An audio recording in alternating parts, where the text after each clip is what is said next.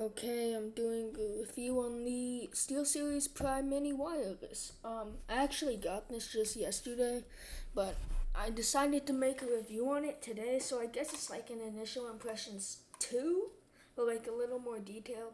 The reason why I'm doing it is because I'm leaving tomorrow, and I want to just make as many content as possible.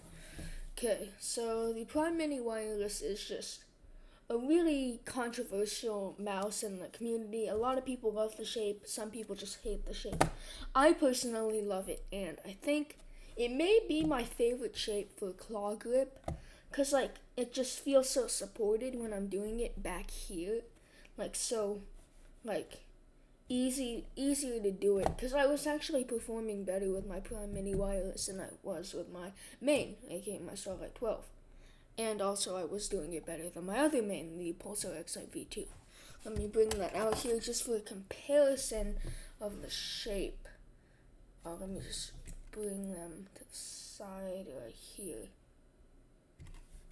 But yeah, honestly, I'm a big fan of the Prime Mini wireless shape, and it's very good for my palm grip, my aggressive claw grip, which I do since I switched over from relaxed claw to aggressive claw, since I found it was better for my aiming, and it's also good for that as well.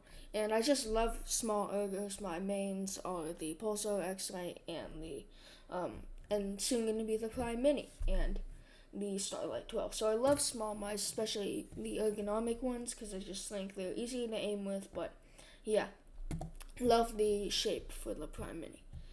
The clicks. So one thing I have to say about it is all of the buttons on the mouse are extremely loud. Let me do a quick sound test.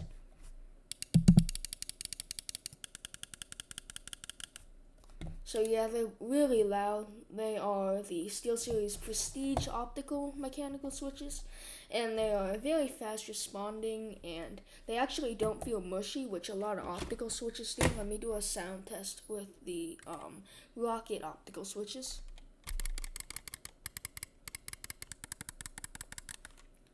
Yeah, they feel kind of dull on the Cone Pro Air. They weren't as bad as on my Burst Pro Air, but yeah, that's just something to take into account. Okay, so the switches are very nice and they're very tactile, but they are pretty loud if you care about that. Next is the side buttons. So the side buttons are pretty slim, but honestly, I didn't have a problem hitting them like I did with the Aerox 3, which are just like even slimmer. So yeah, and they give off a much better feedback than the Aerox 3 as well. So honestly, they're pretty fine for me, but a lot of people have been complaining about them. Here's the sound test. Yeah, no post or pre-travel either. The scroll wheel is also very loud. Here's the sound test. But it's very defined the way I like it, so actually I like the scroll wheel, and it's kind of like a more tactile version of the super light scroll wheel.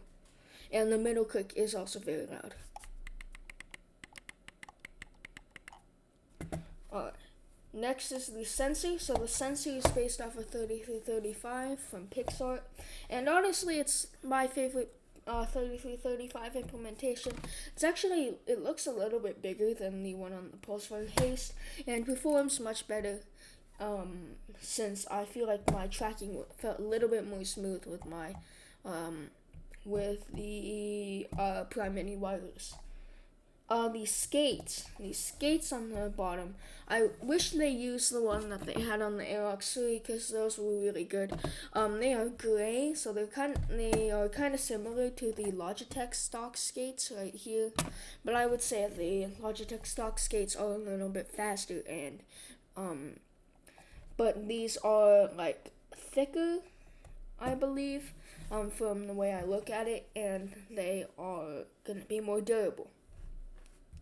And the weight actually comes in at around 77 grams. It says 75 on the package, but it actually says 73 grams, but that's not true. It feels perfectly fine, especially if I'm doing aggressive claw, and the weight balancing is pretty good. It's like, yeah, it's pretty good. Yeah, so pretty good overall. And let me go. What else do I need to talk about? I need to go over build quality. So build quality is very good. No creaking, no flexing on the top or bottom. But there is a slight bit of rattle. Let me do a sound test. Honestly, it doesn't bother me that much, but I wasn't expecting to have a perfect mouse, especially from SteelSeries, because I know they're pretty bad at making like good quality mice. Okay. Next I need to go over the coding. The coding was actually pretty good. It's not like as good as something like a Superlight, but it is good, and you don't need aftermarket grip tape unless you want it, of course. And the sensor. Oh, I already went over the sensor. The battery life. The battery life I do not know, since remember I only had this mouse for a day. But it does have RGB on, so I guess it won't be as good as something without RGB. But you can always turn the RGB off. Alright, what else do I need to go over? The price comes in at $130. I bought it for $66 on the Amazon Prime Day. I bought the Prime Mini on Prime Day. Pretty cool. $66 is an absolute steal for this mouse. Like I would totally get it, but $130 isn't worth it. Simple answer is no. Do not get it for $130. Okay. Who would I recommend this to? People who play like any sort of grip style, who want like a small ergo, but then I would probably recommend the Pulsar X-Lite Mini. So I would say that this mouse is just good for me, and I would just get the X-Lite Mini over it. So yeah, see you later.